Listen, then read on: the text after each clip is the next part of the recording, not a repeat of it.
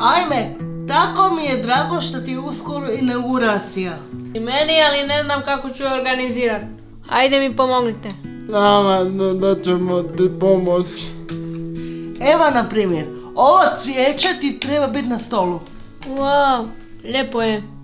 Šta ćemo je obući, kako ćemo je srediti? Možda bi ova košuljica pasala. Ajmo probat vidjet. A tko će ti pjevati?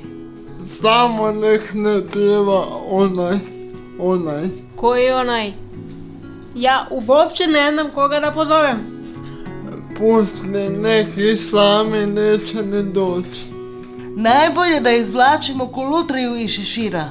Svoj radni pribor mora se obavezno imati sa sobom. Joj, hvala, skoro sam zaboravila. Svaki radnik je zaslužio inauguraciju kao da je predsjednik. Pa i predsjednik je samo naš zaposlenik. Naravno, pa i radnik čistoće.